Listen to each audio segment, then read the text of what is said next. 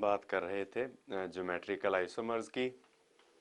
तो geometrical isomers में हमने स्टडी कर लिया है कि what are the conditions for geometrical isomerism, कि कौन सी कंडीशन मॉलिक्यूल फुलफिल करेगा तभी वो ज्योमेट्रिकल आइसोमेरिज्म या सिस ट्रांस आइसोमेरिज्म शो कर पाएगा। उसकी हमने दो कंडीशन स्टडी की थी। फिर उसके बाद हमने कैरेक्टरिस्टिक्स ऑफ ज्योमेट्रिकल आइसोमर्स भी किए। जैसे हमने बात की थी कि cis isomer is more polar than trans, और बॉइलिंग पॉइंट जो है वो सिस आइसोमर का ज़्यादा होता है, ट्रांस आइसोमर का कंपैरेटिवली कम होता है, जबकि मेल्टिंग पॉइंट ट्रांस का ज़्यादा होता है और सिस का कम होता है। और ज्योमेट्रिकल आइसोमेरिज्म की कंडीशन में ये बात एक और कही थी ज़रूरी कि डबल बॉन्डेड कार्बन्स हैं जो, उनके साथ जो भी दो एटम्स और ग्रुप्स ऑफ एटम्स लगे हैं दोनों कार्बन्स के साथ, they must be different. For example अगर एक है NO2 तो दूसरा हो जाना चाहिए लाइक CH3। तो इस तरफ को नो डाउट हमने जो अभी तक किया वो था कि दोनों एटम्स में से सिमिलर ग्रुप्स, और देखना है कि similar groups are on the same side और they are on the opposite side. पर कभी ऐसी सिचुएशन बने अगर कि चारों के चारों ग्रुप्स ही डिफरेंट हों या तीन डिफरेंट हों, तब कैसे इसका हम ज्योमेट्रिकल आइसोमेरिज्म स्पेसिफाई कर पाएंगे। फॉर एग्जांपल अगर यहाँ पे हो NH2, यहाँ पे हो जाए OH, तो इस पर्टिकुलर केस में अब हम ये तो कह ही नहीं सकते कि ये दोनों सिमिलर हैं और ये सिस आइसोमर है, और ये दोनों ऑपोजिट हैं, या ये दोनों सिमिलर हैं तो ट्रांस आइसोमर है, क्योंकि all the four groups are entirely different. तो इस केस में फिर हमें जो नॉर्मल सिस ट्रांस आइसोमेरिज्म है वो स्पेसिफाई नहीं कर सकते। पर एक बात तो डेफिनेट है कि ज्योमेट्रिकल आइसोमर्स तो ये होंगे ही होंगे। जैसे इस पर्टिकुलर केस में NO2 ग्रुप और NH2 ग्रुप जो हैं they are on the same side of the double bond, और अगर मैं ये वाली अरेंजमेंट लिखूं, यहां पर NO2 and NH2 groups these are on the opposite directions of the double bond. तो इतना डिफरेंस तो है इन दोनों की स्ट्रक्चर की अरेंजमेंट में, जो इनकी ओरिएंटेशन है उसमें डिफरेंस है। तो अगर डिफरेंस है तो these two are geometrical isomers of each other, पर इनको हम सिस या ट्रांस आइसोमर्स के तौर पर हम नहीं कंसिडर कर सकते, या सिस ट्रांस नोटेशन यूज नहीं कर सकते। तो फिर ऐसे कंपाउंड्स के लिए हमारे पास और थोड़ी सी डेवलप्ड नोटेशंस हैं which are called E and Z notations. तो अब हम स्टडी करने लगे हैं E and Z notations.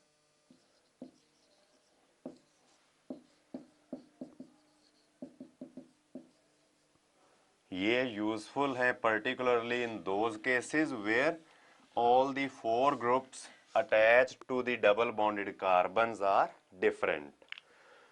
E and Z notations no doubt दूसरे केसेस में भी चलेगी जहां पर हम सिस ट्रांस आइसोमेरिज्म यूज करते थे, पर उनके अलावा ये हर जगह पे एप्लीकेबल होंगी, जबकि सिस ट्रांस जो है वो हर जगह पे एप्लीकेबल नहीं होता।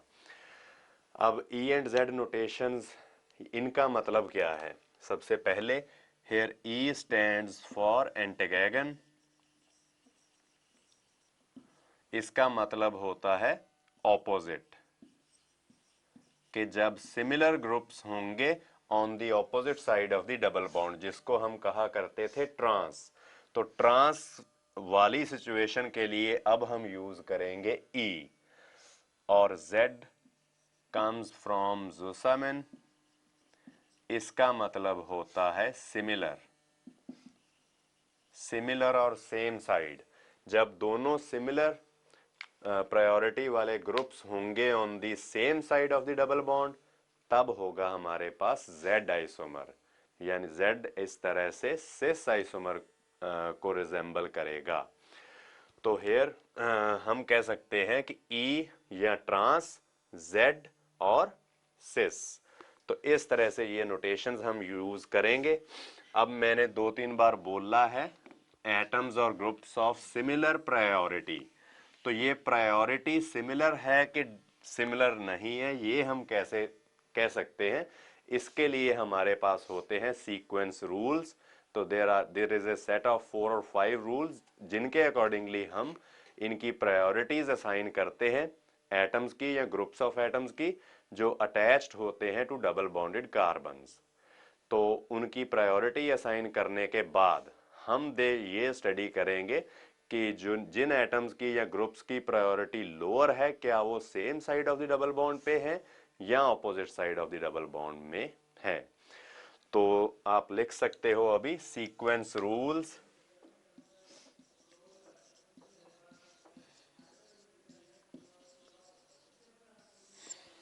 क्योंकि इन्हीं सीक्वेंस रूल्स की हेल्प से हमें डिफरेंट एटम्स या ग्रुप्स ऑफ एटम्स को प्रायोरिटीज असाइन करनी है। तो ये सीक्वेंस रूल्स हम करेंगे बारी बारी। सबसे पहले नंबर 1, एन एटम और group having higher atomic number, having higher atomic number of the atom attached to the double bonded carbon gets higher priority।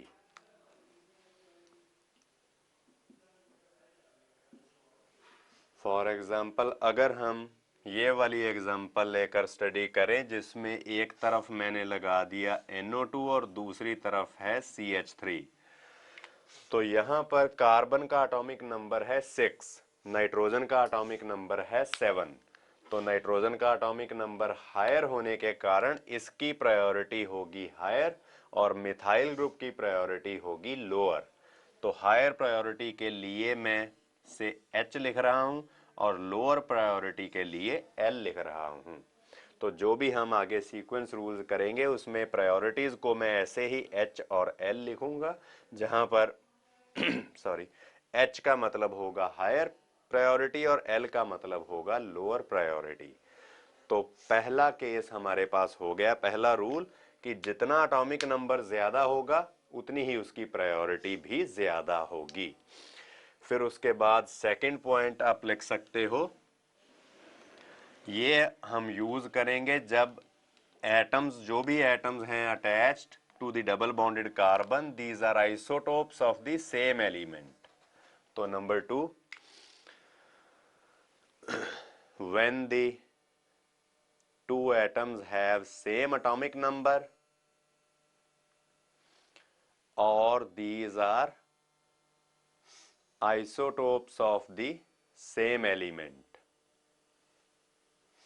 or these are isotopes of the same element, comma higher the mass number, higher is the priority। higher the mass number, higher is the priority। For example आपको पता है hydrogen के इन दोनों isotopes के बारे में, एक है प्रोटियम और एक है ड्यूटेरियम। प्रोटियम का मास नंबर होता है 1, ड्यूटेरियम का मास नंबर है 2। दोनों का एटॉमिक नंबर तो 1 है, सेम है। एटॉमिक नंबर के अकॉर्डिंगली हम डिसाइड नहीं कर सकते प्रायोरिटी, पर ऊपर वाले ड्यूटेरियम का मास नंबर है 2, मास नंबर है हायर, इस कारण इसकी प्रायोरिटी होगी हायर और हाइड्रोजन की प्रायोरिटी होगी लोअर। तो पहला स्टेप है कि we will find out the atomic number, जिसका एटॉमिक नंबर ज्यादा उसकी प्रायोरिटी ज्यादा। अगर एटॉमिक नंबर है सेम, मतलब ये दोनों होंगे अगर isotopes of the same element, तब हम देखेंगे higher the mass number higher is the priority. अब अगर एटॉमिक नंबर भी सेम हो और मास नंबर भी सेम हो, तब प्रायोरिटी कैसे असाइन करेंगे? तो इसका मतलब है सीधा सीधा कि यहां पर इस जो हमने अभी तक पढ़ा उसके अकॉर्डिंगली हम प्रायोरिटी असाइन नहीं कर सकते, या जो भी एटम्स डायरेक्टली अटैच्ड हैं इनके अकॉर्डिंगली प्रायोरिटी असाइन नहीं हो सकती। तब हम इसके आगे जो एटम्स अटैच्ड हैं उनका कंपैरिजन करेंगे। जैसे एक मिथाइल ग्रुप लगा हो और एक ये क्लोरोमिथाइल ग्रुप लगा हो। तब कैसे होगा बात, यहां पर देखो आप, डबल बॉन्डेड कार्बन के साथ दोनों कार्बन हैं, same atomic number, same mass number, फिर इस कार्बन के साथ आगे 3 हाइड्रोजन्स अटैच्ड हैं, इनको हम increasing order of atomic number में लिखेंगे, तीनों का एटॉमिक नंबर ही सेम है, पर यहां पर 2 हाइड्रोजन है और 1 क्लोरीन है। यहां पर आप देखोगे कि इन दोनों का atomic number mass number same, cancel हो गए, ये दोनों भी कैंसिल हो गए, पर हाइड्रोजन और क्लोरीन में क्लोरीन का एटॉमिक नंबर है 17 और हाइड्रोजन का है सिर्फ 1, तो क्लोरीन का एटॉमिक नंबर ज्यादा होने के कारण ये जो क्लोरोमिथाइल ग्रुप है या CH2Cl ग्रुप है, इट गेट्स हायर प्रायोरिटी, तो ऊपर वाले मिथाइल ग्रुप की प्रायोरिटी हो जाएगी lower.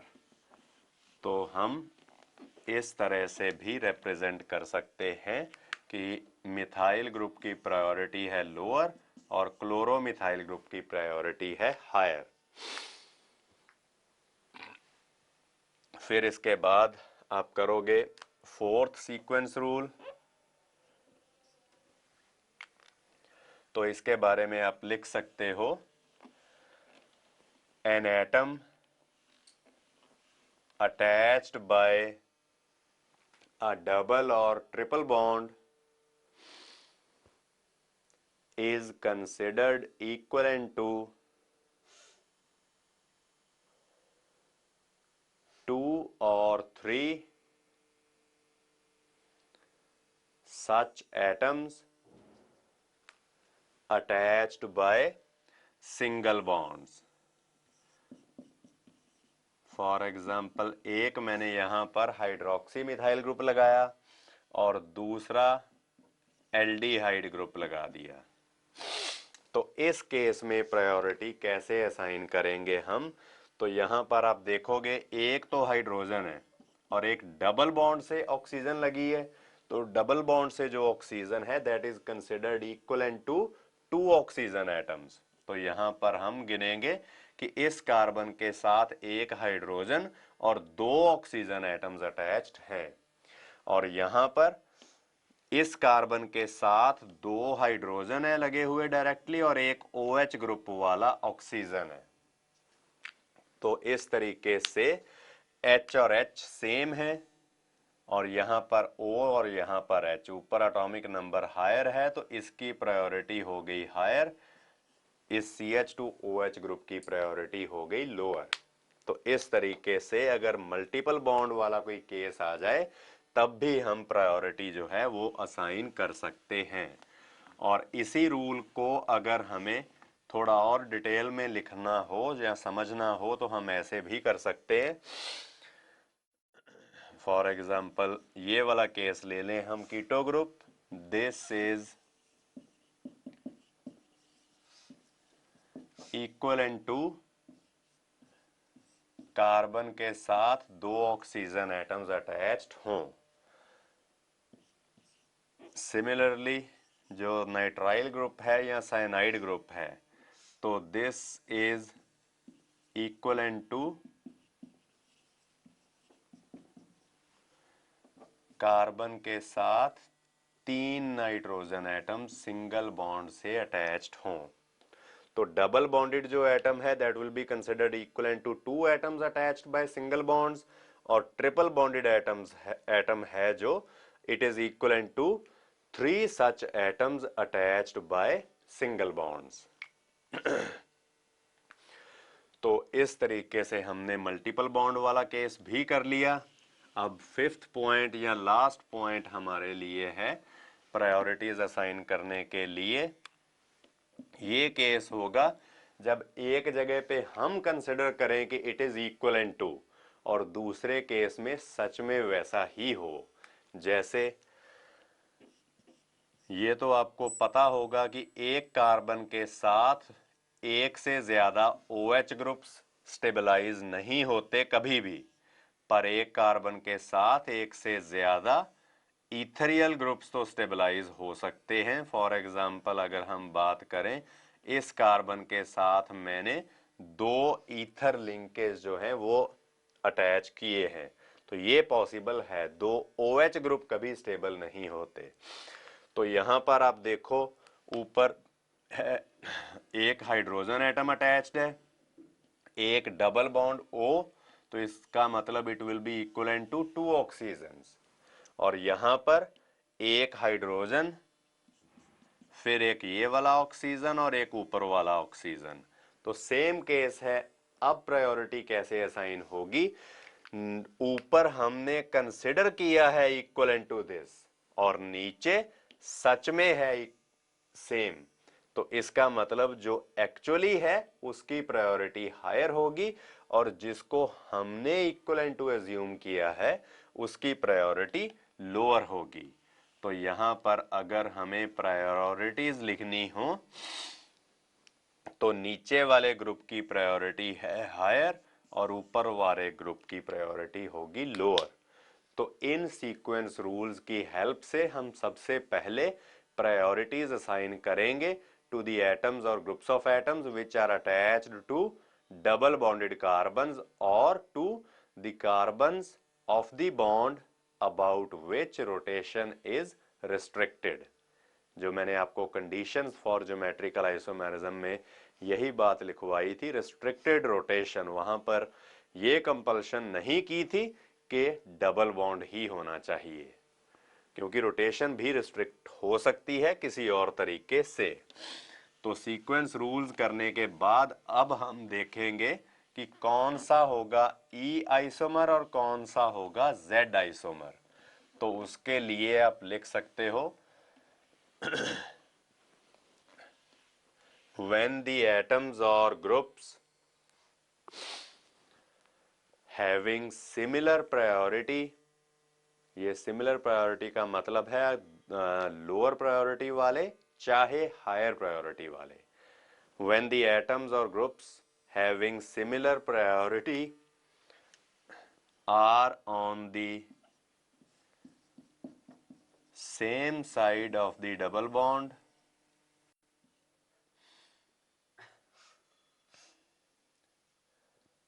it is called Z isomer। For example अगर मैं यहां पर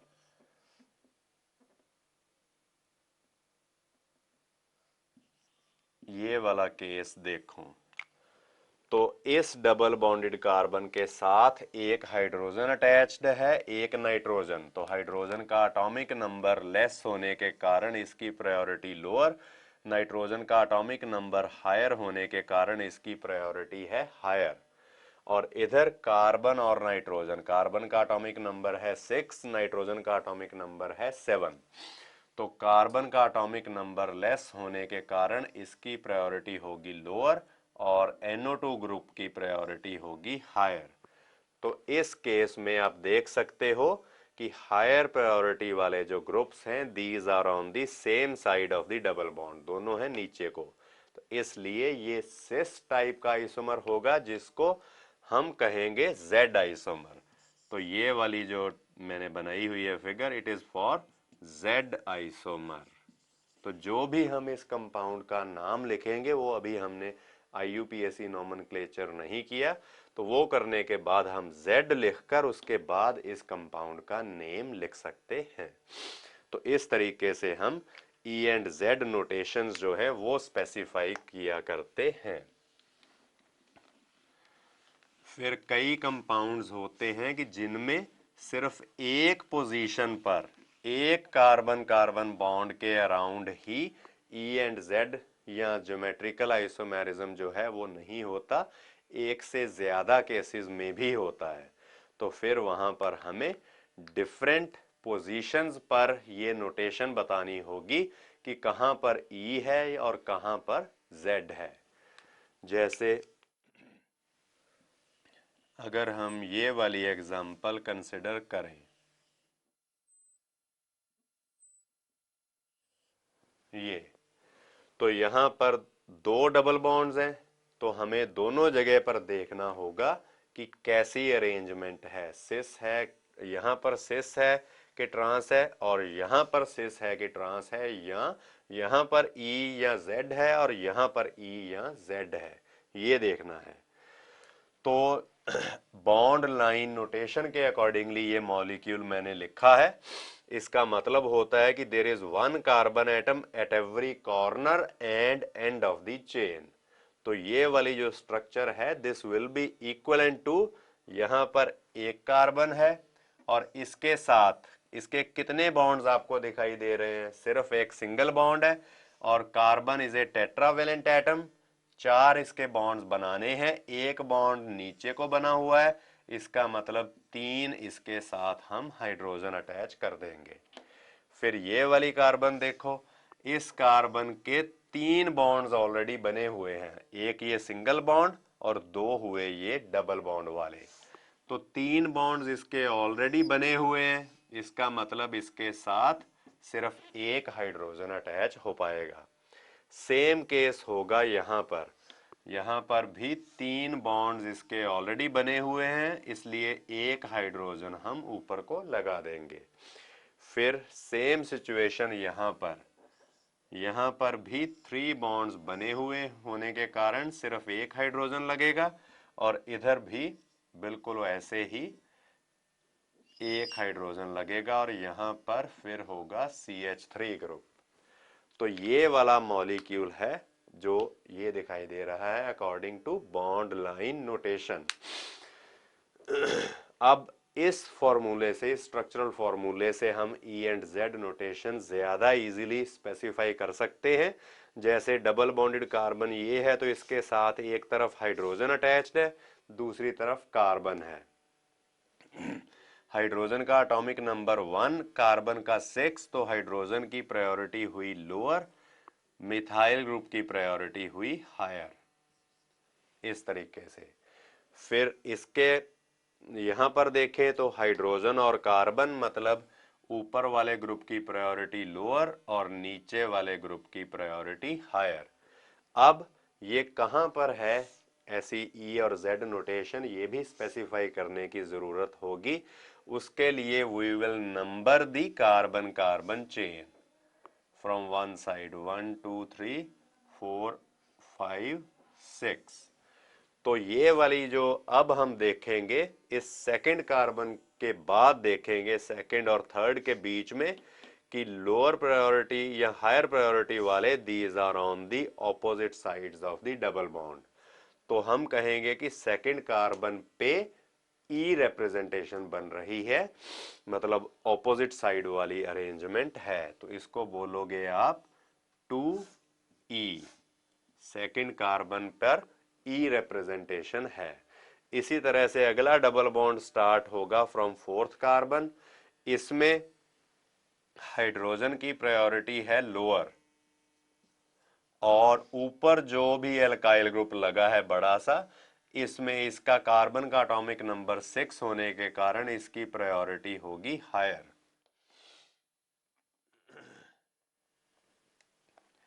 फिर दूसरे कार्बन को देखें तो इधर है हाइड्रोजन एटॉमिक नंबर 1, प्रायोरिटी होगी लोअर, ऊपर है कार्बन एटॉमिक नंबर 6 तो प्रायोरिटी होगी हायर। तो यहां पर सिमिलर प्रायोरिटीज वाले एटम्स या ग्रुप्स होंगे on the same side of the double bond. तो यहां पर सिस आइसोमर जैसी रिप्रेजेंटेशन यानी कि Z नोटेशन बनेगी। तो सेकंड कार्बन पे था E और फोर्थ कार्बन पर है Z। तो इस कंपाउंड का नेम हम लिखेंगे 2E4Z और फिर डैश लगाकर जो भी इसका कोई नेम बनेगा हम वो रिप्रेजेंट करेंगे। तो इस तरह के केसेस होंगे जब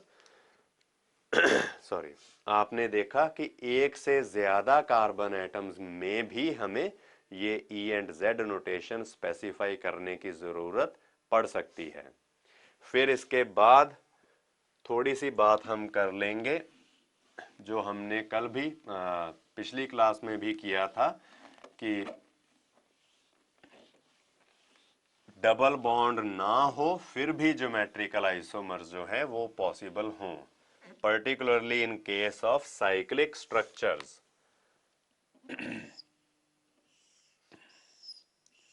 जैसे ये है साइक्लोब्यूटेन, इसमें ऊपर को अगर लगा दिया जाए मिथाइल ग्रुप और नीचे को हम कंसिडर करें NO2 group, in a similar way यहां पर लगा दिया जाए हाइड्रोजन और इधर इथाइल ग्रुप CH3 या C2H5 भी लिखा हो सकता है इसको। अब ये हम क्या बोलेंगे, E है कि Z है, तो इसमें प्रायोरिटीज असाइन करेंगे। नाइट्रोजन एटॉमिक नंबर 7, कार्बन का 6, तो मिथाइल ग्रुप की प्रायोरिटी हुई लोअर क्योंकि कार्बन का एटॉमिक नंबर है लेस।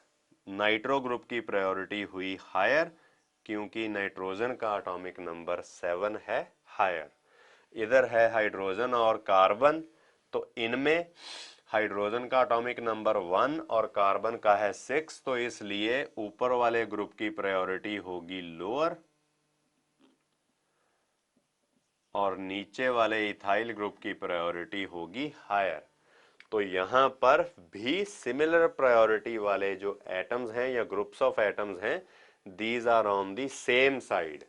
जो हमारे पास ये बिल्कुल फ्लैट साइक्लोब्यूटेन की स्ट्रक्चर होगी, उसमें सिमिलर प्रायोरिटी वाले जो एटम्स या ग्रुप्स हैं, these are on the same side, तो इसलिए ये होगा हमारे पास Z आइसोमर।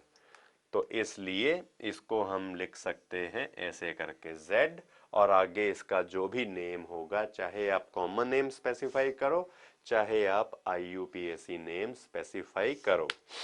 तो इस तरीके से हम जो E एंड Z नोटेशंस हैं, जो ज्योमेट्रिकल आइसोमेरिज्म की ही आगे एक्सटेंशन है, वो देख सकते हैं।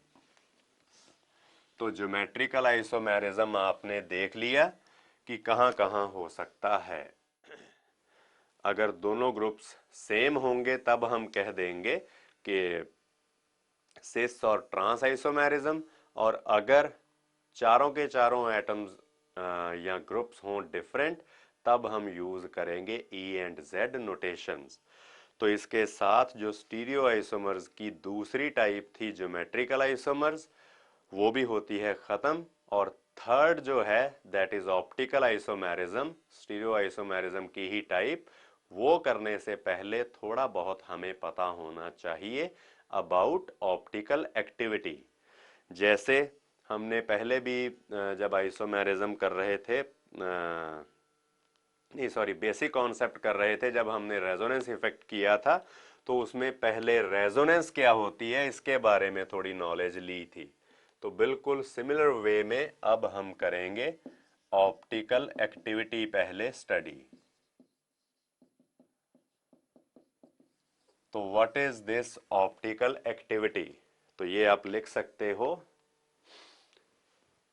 The rotation of plane polarized light, मतलब plane of plane polarized light या तो राइट साइड को रोटेट हो जाएगा या लेफ्ट साइड को रोटेट हो जाएगा। The rotation of plane polarized light when such a light is passed through a substance is called optical activity।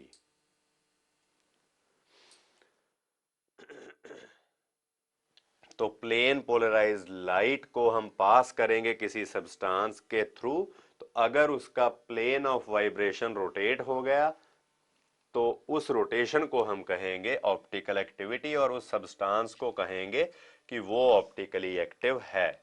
अब ये क्या होता है, प्लेन पोलराइज्ड लाइट क्या चीज है या ऑप्टिकल एक्टिविटी हम कैसे स्टडी कर सकते हैं, तो इसको मैं इसके लिए एक छोटी सी एग्जांपल लेकर मैं ये चीज एक्सप्लेन करता हूं। फॉर एग्जांपल, अगर हम ले कोई भी सोर्स ऑफ ऑर्डिनरी लाइट, से कोई फिलामेंट रखा है, कोई बल्ब रखा है, तो इसमें से लाइट निकलेगी सभी तरफ को, तो उसकी एक नैरो बीम हम सिलेक्ट कर लें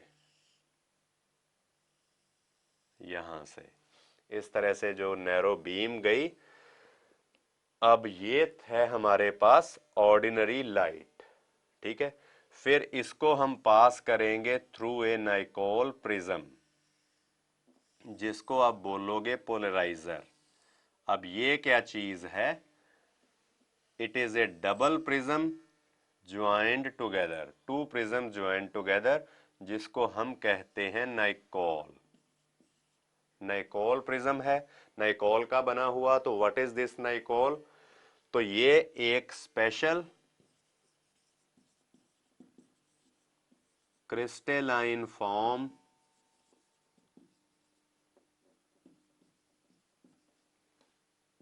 ऑफ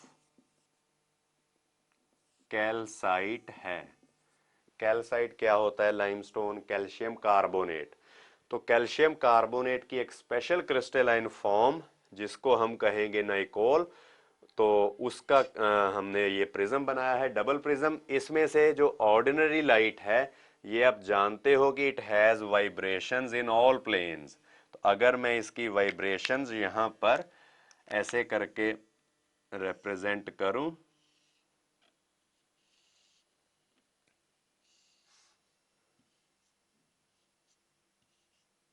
तो बोर्ड के ऊपर तो नो डाउट प्लेन में ही दिखाई दे रही है, but ordinary light has vibrations in all planes. जब ऐसी लाइट पास होगी थ्रू दिस नाइकोल प्रिज्म, तो जो भी इमर्जेंट लाइट होगी, इसमें से बाकी सारे प्लेन्स की वाइब्रेशन जो हैं वो कट ऑफ हो जाएंगी। सिर्फ एक प्लेन वाली वाइब्रेशन जो है वो क्रॉस होगी। तो यहां पर सपोज कर लेते हैं कि ये वर्टिकल प्लेन वाली वाइब्रेशन जो है वो क्रॉस हुई, बाकी की सारी लाइट जो है वो ब्लॉक हो जाएगी। तो इस लाइट को आप कहोगे plane polarized light which has vibrations only in one plane. तो ये हुई प्लेन पोलराइज्ड लाइट। इस प्लेन पोलराइज्ड लाइट को फिर हम किसी सब्सटेंस के थ्रू पास करना है, तो सपोज कर लेते हैं कि उसके लिए यहां पर एक ग्लास ट्यूब जैसी चीज हमने रखी जिसमें कोई ऑप्टिकली एक्टिव सब्सटेंस डाला है।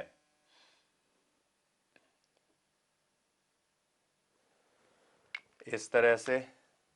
तो ये पैर जो लाइन है सीधी मैंने ड्रॉ कर दी। तो इसमें कोई ऑप्टिकली एक्टिव सब्सटेंस ऐड कर रखा है इन दी वेपर फेज, या किसी सॉल्वेंट में डिसॉल्व करके आप सॉल्यूशन की फॉर्म में भी यूज कर सकते हो। तो इसके अंदर बेसिकली है क्या चीज? Optically active substance.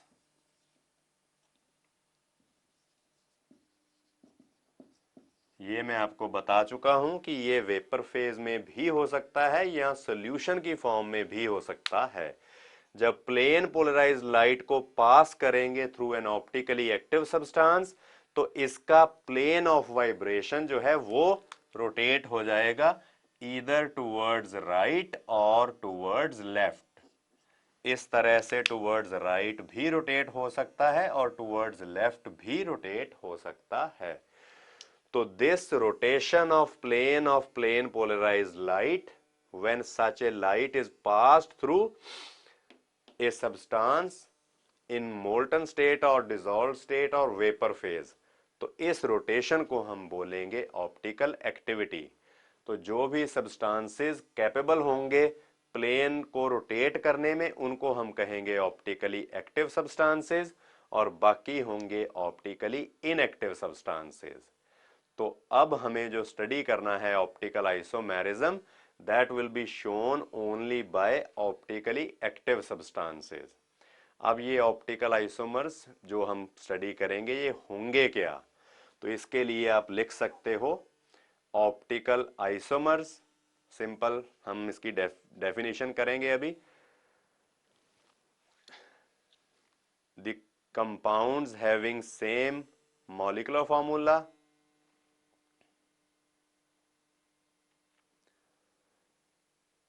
and similar chemical and physical properties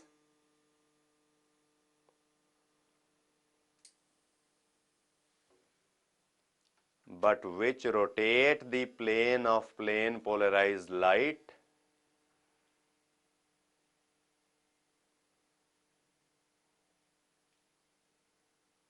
to the same extent, मतलब एक ही एंगल से, जैसे 15 डिग्री हो गया टुवर्ड्स लेफ्ट और right, to the same extent but in opposite directions, तो उनको हम कहेंगे ऑप्टिकल आइसोमर्स।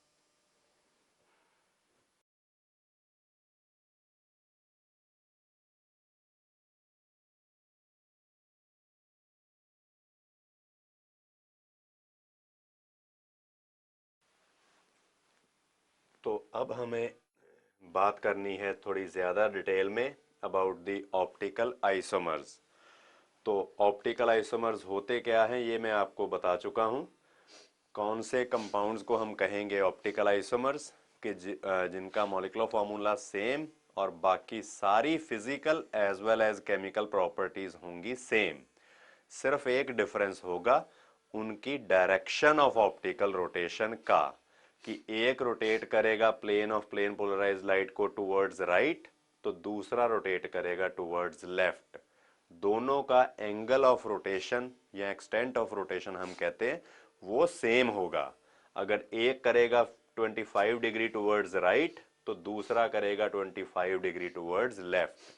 तो इन कंपाउंड्स को हम कहते हैं ऑप्टिकल आइसोमर्स।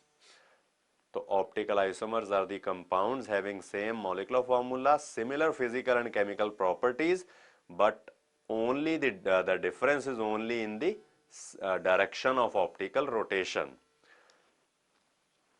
तो इन आइसोमर्स को हम कहते हैं, अब जो भी है कोई, जैसे ये है से ऑर्डिनरी लाइट का पाथ जो प्लेन पोलराइज लाइट है, अगर कोई भी कंपाउंड इसके प्लेन को रोटेट कर दे टुवर्ड्स राइट तो इसको हम कहते हैं डेक्स्ट्रो रोटेटरी।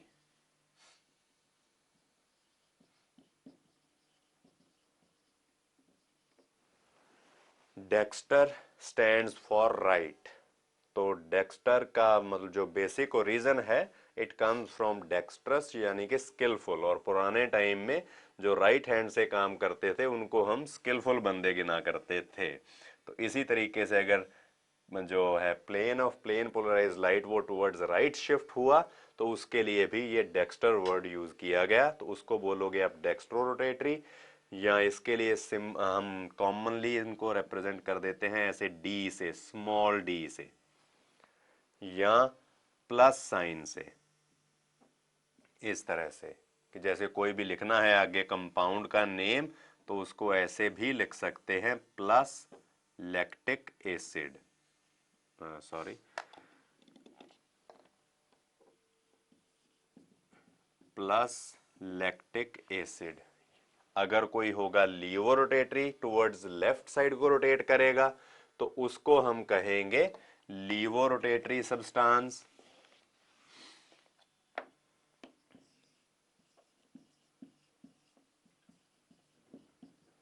जो भी सब्सटेंसेस रोटेट करते हैं plane of plane polarized light को टुवर्ड्स लेफ्ट साइड उनको कहा जाता है लीवो रोटेटरी, और रिप्रेजेंट किया जाता है एल से, स्मॉल एल से या माइनस साइन से। जैसे मैं लैक्टिक एसिड की एग्जांपल लेकर बात कर रहा था, तो जो plane of plane polarized light को टुवर्ड्स लेफ्ट रोटेट करेगा उसको हम लिख सकते हैं माइनस लैक्टिक एसिड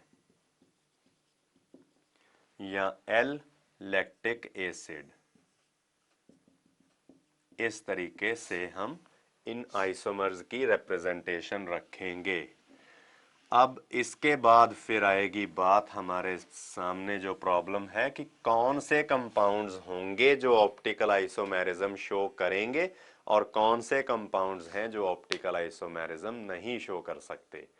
तो इसके लिए हमें स्टडी करने की ज़रूरत है कंडीशंस फॉर ऑप्टिकल आइसोमेरिज्म। तो आप लिख सकते हो कंडीशन फॉर ऑप्टिकल आइसोमेरिज्म। तो इसके बारे में सिंपल सी है बात, the necessary and sufficient condition, the necessary and sufficient condition for optical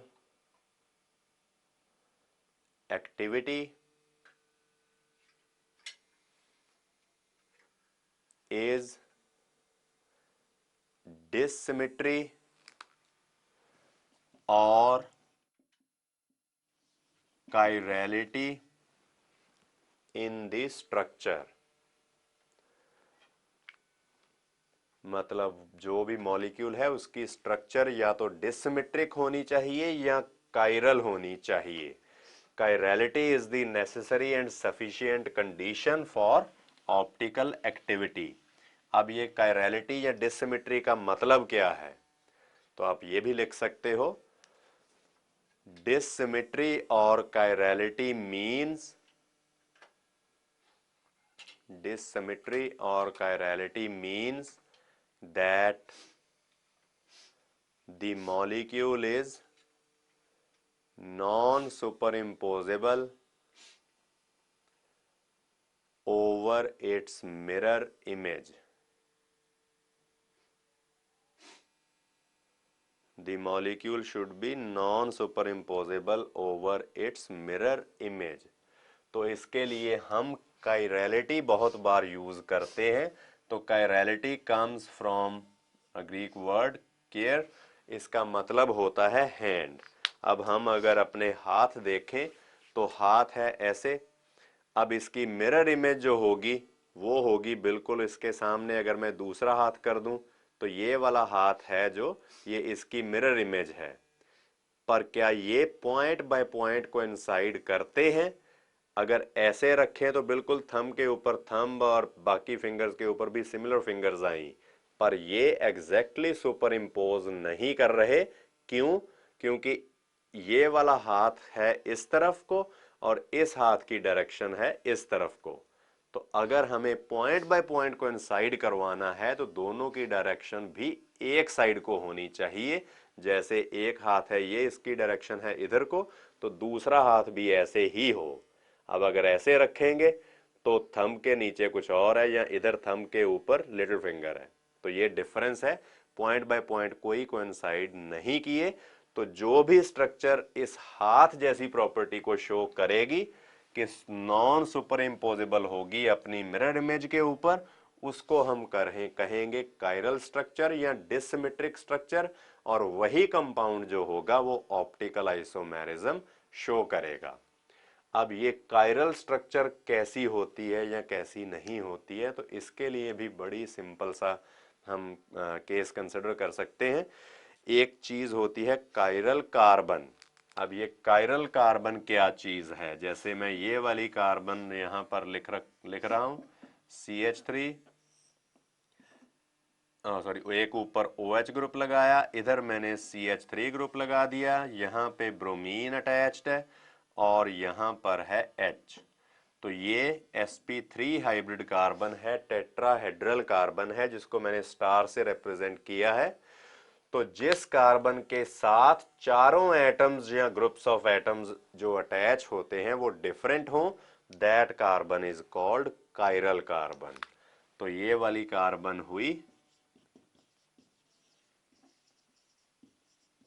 chiral carbon. तो आप भी लिख सकते हो,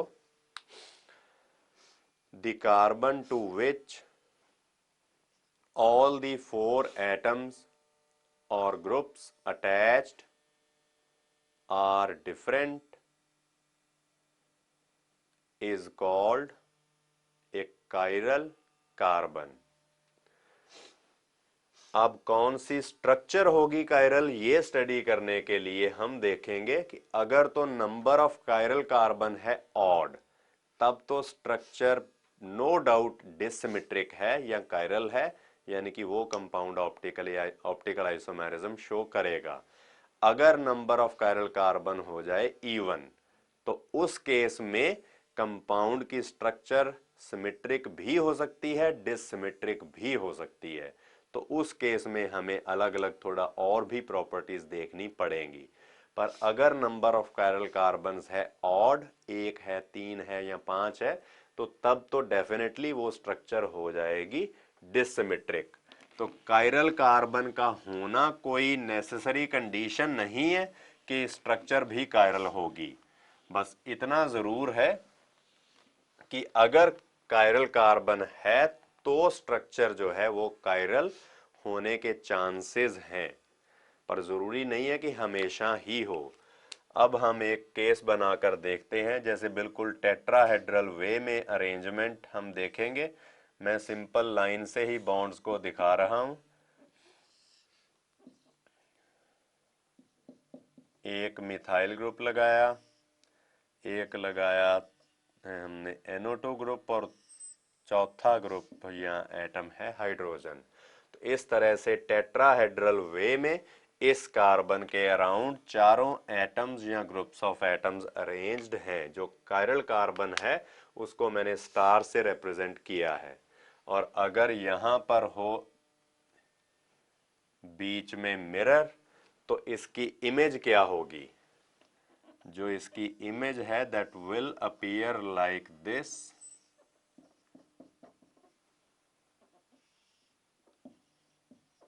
ये बिल्कुल 3 डायमेंशनल शेप है, बिल्कुल फ्लैट नहीं है। तो ये हुई इसकी मिरर इमेज। तो ये वाला मॉलिक्यूल और इसकी मिरर इमेज जो है ये एक दूसरे के ऊपर नॉन सुपर इम्पोजेबल हैं, यानी कि पॉइंट बाय पॉइंट कोइंसाइड नहीं करते। तो ये दोनों होंगे ऑप्टिकल आइसोमर्स। एक है अगर डेक्स्ट्रो रोटेटरी तो उसकी मिरर इमेज होगी लीवो रोटेटरी। मतलब एक अगर टुवर्ड्स राइट रोटेट करेगा plane of the plane polarized light को, तो उसकी मिरर इमेज करेगी rotate towards the left direction. तो इस तरीके से ये ऑप्टिकल आइसोमेरिज्म जो है वो शो करेंगे। तो अभी तक आपने कर ली condition for optical isomerism, that is dissymmetry और कायरलिटी इन द स्ट्रक्चर। फिर इसके बाद हम करते हैं थोड़े और केसेस। ये कोई मतलब बिल्कुल कंडीशन नहीं है कि अगर कायरल कार्बन है तो कंपाउंड ऑप्टिकली एक्टिव है, या कायरल कार्बन नहीं है तो कंपाउंड ऑप्टिकली एक्टिव नहीं है। अभी थोड़ी देर बाद हम केसेस करेंगे कि जब कायरल कार्बन नहीं है पर कंपाउंड फिर भी ऑप्टिकली एक्टिव है, या कुछ केसेस करेंगे कि जब कायरल कार्बन है पर कंपाउंड ऑप्टिकली एक्टिव नहीं है।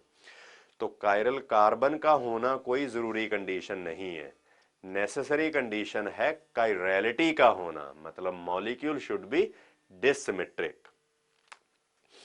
अब फिर ऑप्टिकल आइसोमर्स आपको क्लियर हो गए। तो ऑप्टिकल आइसोमर्स में बाकी सारी की सारी प्रॉपर्टीज बिल्कुल सेम है, सिर्फ डायरेक्शन ऑफ रोटेशन का डिफरेंस है कि एक कंपाउंड रोटेट करेगा plane of plane polarized light को टुवर्ड्स लेफ्ट, तो दूसरा करेगा टुवर्ड्स राइट। तो अब फिर इसके बाद हम केस करते हैं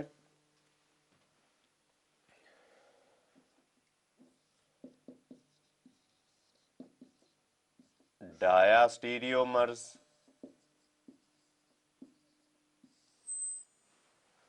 अब ये क्या होते हैं? तो आप लिख सकते हो diastereomers. The stereoisomers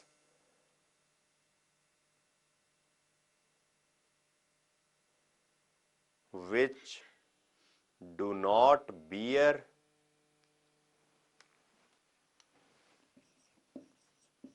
an object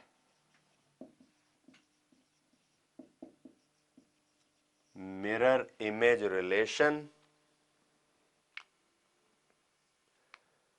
are called diastereomers,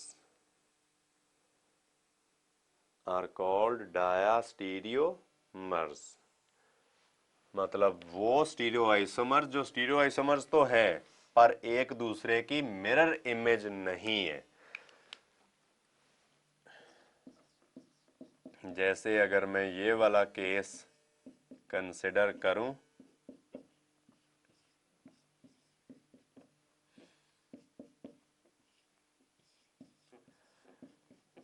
तो बहुत जाना पहचाना कंपाउंड है ये, इट इज टार्ट्रिक एसिड। तो यहां पर आप देखोगे कि इसमें कायरल कार्बन कौन कौन से हैं। वो कार्बन जिसके साथ चारों एटम्स और ग्रुप्स ऑफ एटम्स अटैच्ड हैं जो वो डिफरेंट है। जैसे इस कार्बन के साथ एक है COOH ग्रुप, एक है OH ग्रुप, एक है हाइड्रोजन, और एक जो ये नीचे बना हुआ है पूरा ग्रुप ऑफ एटम्स। तो चारों यहाँ पर एटम्स या ग्रुप्स ऑफ एटम्स हैं डिफरेंट, तो ये वाली कार्बन है कायरल। और यहाँ पर भी बिल्कुल सेम केस है, ये भी कायरल कार्बन है। तो ये वाला मॉलिक्यूल, और अगर मैं यहां पर लिख दूं कोई और मॉलिक्यूल बनाऊं, जैसे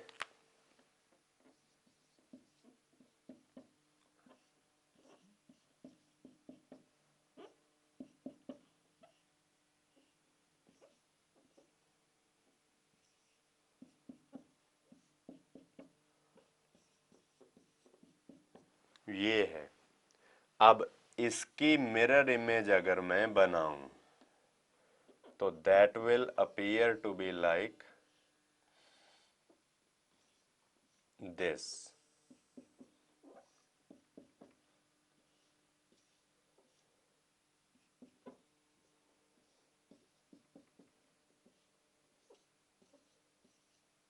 ये इस तरह से दिखाई देगी।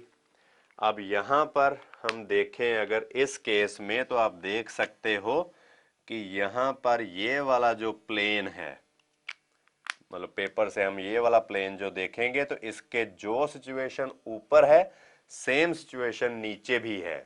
तो इसमें एक प्लेन ऑफ सिमेट्री है, एक एलिमेंट ऑफ सिमेट्री है, मतलब ये वाली स्ट्रक्चर कायरल कार्बन्स होने के बावजूद सिमेट्रिकल है, तो ये वाला ऑप्टिकली एक्टिव नहीं होगा। और ये इन दोनों में क्या डिफरेंस है, ये दोनों सेम कंपाउंड, सेम इनका मॉलिक्यूलर फॉर्मूला है, सेम स्ट्रक्चरल फॉर्मूला है। दो कार्बन्स हैं जिनके साथ एक एच और एक ओ एच अटैच्ड है, यहां पर भी सेम केस है। बस इतना है कि ये दोनों एक दूसरे की मिरर इमेज नहीं है, पर इन दोनों में मिरर इमेज रिलेशनशिप है। तो इनको हम बोलेंगे ऑप्टिकल आइसोमर्स। ये दोनों हैं, मतलब अगर मैं इनको नंबर से रिप्रेजेंट करूं, नंबर 1, 2 और 3, तो यहां पर जो 2 और 3 है these are optical isomers because these are non superimposable mirror images of each other. और इनको ये भी कह देते हैं इनेंशियोमर्स, और these are also known as enantiomorphs. Morph stands here stands for structure. और एंटीपोड्स, ऑप्टिकल आइसोमर्स, इनेंशियोमर्स, इनेंशियोमॉर्फ्स या एंटीपोड्स, कुछ भी कह सकते हैं हम इन ऑप्टिकल आइसोमर्स को। तो यहां पर स्ट्रक्चर 2 और 3 these are optical isomers of each other. ये ऑब्जेक्ट मिरर इमेज वाला रिलेशन शो कर रहे हैं। पर अगर हम देखें स्ट्रक्चर 1 एंड 2, तो ये दोनों भी एक दूसरे के स्टीरियो आइसोमर्स तो हैं, पर इनमें ऑब्जेक्ट मिरर इमेज जैसा रिलेशन नहीं है, मतलब ये वाली स्ट्रक्चर इसकी मिरर इमेज नहीं है। तो ऐसे stereo isomers which do not bear an object mirror image relation, these are called diastereomers. तो यहां पर स्ट्रक्चर्स कौन कौन सी हैं जो डायास्टीरियोमेरिक हैं, तो ये भी मैं यहां पर लिखकर ही बताता हूं आपको।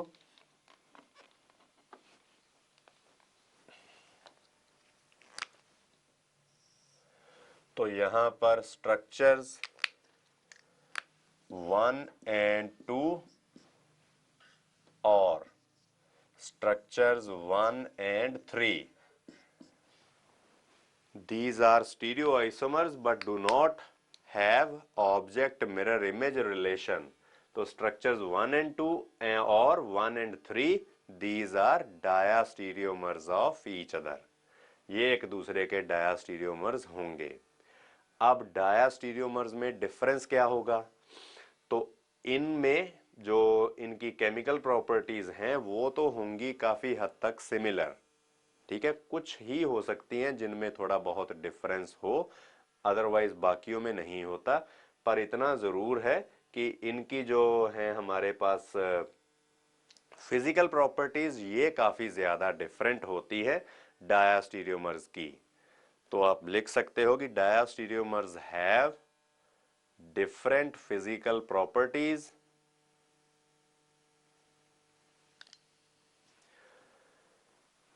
and because of the difference in the physical properties, these can be separated from each other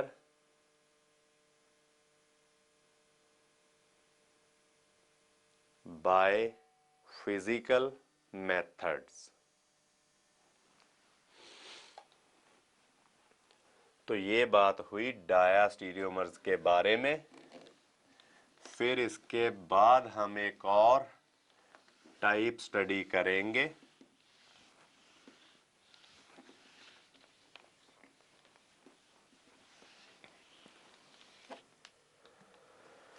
जैसे ये वाली स्ट्रक्चर है जो टार्टरिक एसिड की।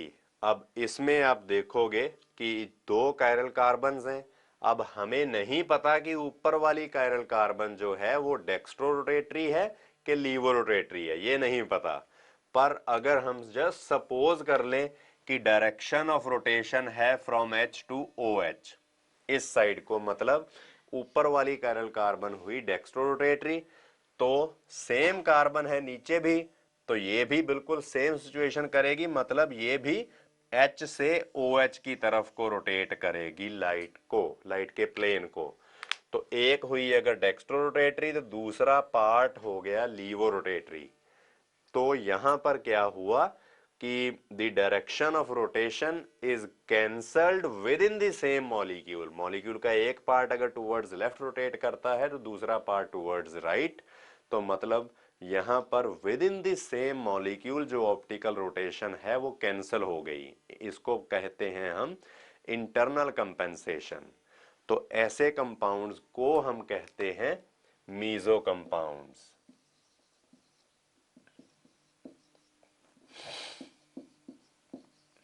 तो ये हुआ मीजो टार्टरिक एसिड। तो मीजो कंपाउंड्स कौन से कंपाउंड्स को हम कहेंगे? The compounds which have chiral carbons but also have a plane of symmetry. तो इस केस में क्या होगा? The optical rotation of one part of the molecule will be cancelled by the other part. तो ऐसे कंपाउंड्स को हम कहते हैं मीजो कंपाउंड्स। तो आप लिख सकते हो the compounds which despite having chiral carbons also have a plane of symmetry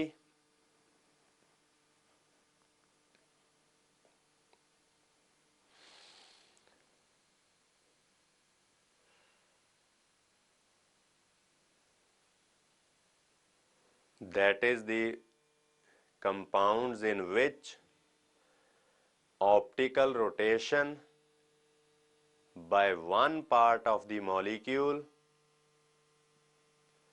is cancelled by the optical rotation by the other part of the molecule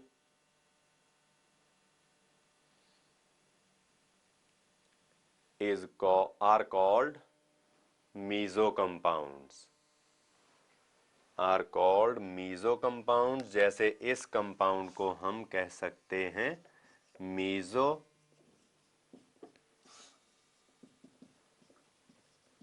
tartaric acid. अब ये कंपाउंड है optically inactive. Why?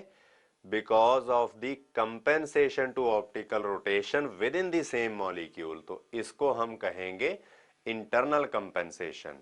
तो आप लिख सकते हो a meso compound is optically inactive. A meso compound is optically inactive because of internal compensation, because of internal compensation।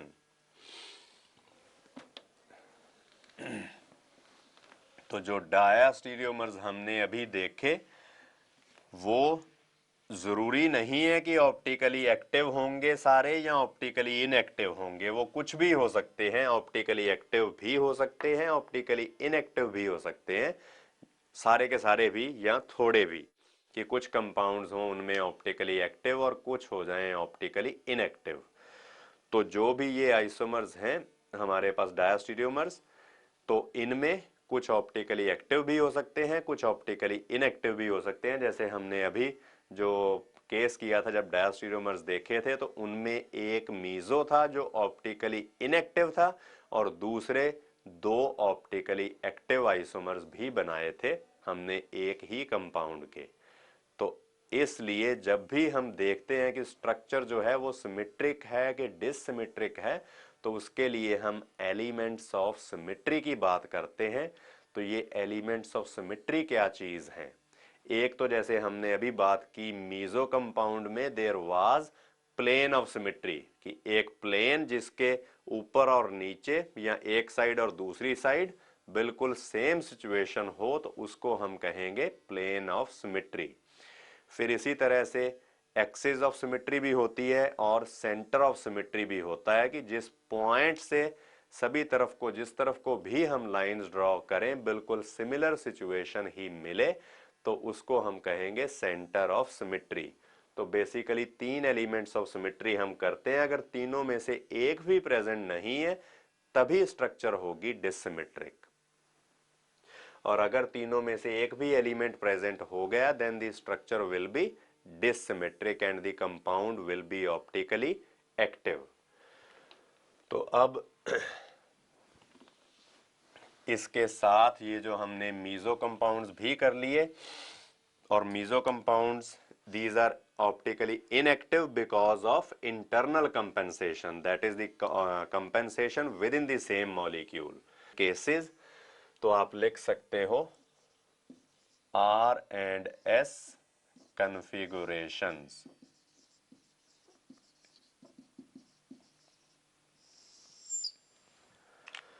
Are and S configurations में भी हमें जो कायरल कार्बन के साथ चार एटम्स या ग्रुप्स ऑफ एटम्स लगे हैं उनको प्रायोरिटी असाइन करने की जरूरत पड़ती है, और प्रायोरिटीज असाइन करेंगे with the help of sequence rules, वही जो हमने ई एंड जेड नोटेशंस में स्टडी किए हैं। तो इसमें भी हम पहले जो है प्रायोरिटीज असाइन करेंगे, फिर उसके बाद हम देखेंगे कि कैसे डिफरेंट केसेस बनेंगे। तो फर्स्ट ऑफ ऑल आप लिख सकते हो, first of all priorities are assigned to the different atoms और groups attached to a chiral carbon. जैसे मैं बिल्कुल एक फ्लैट स्ट्रक्चर बनाकर आपको ये चीज, ये पॉइंट एक्सप्लेन करता हूं, ये वाली कार्बन अगर आप देखो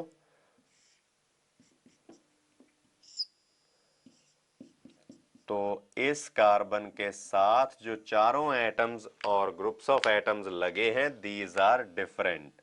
तो इस कार्बन को हम कह सकते हैं chiral carbon.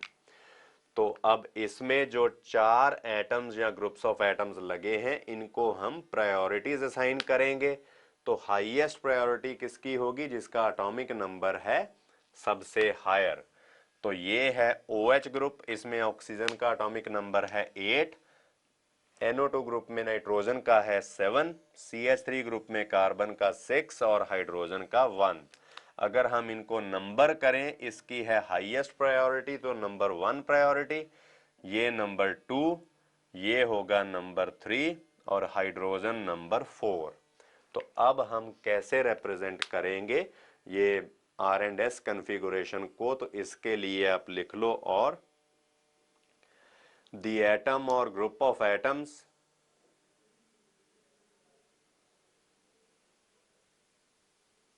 must be farthest apart must be farthest away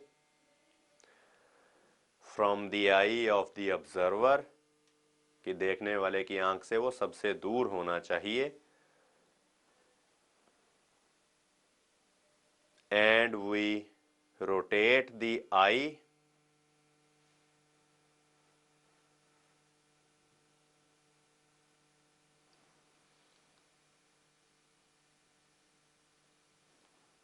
in the decreasing order of priority।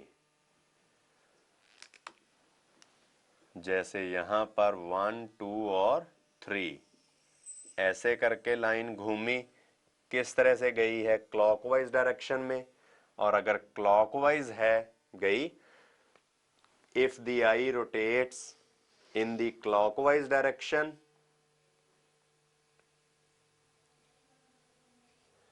it is called R isomer, and if the eye rotates in the anti-clockwise direction,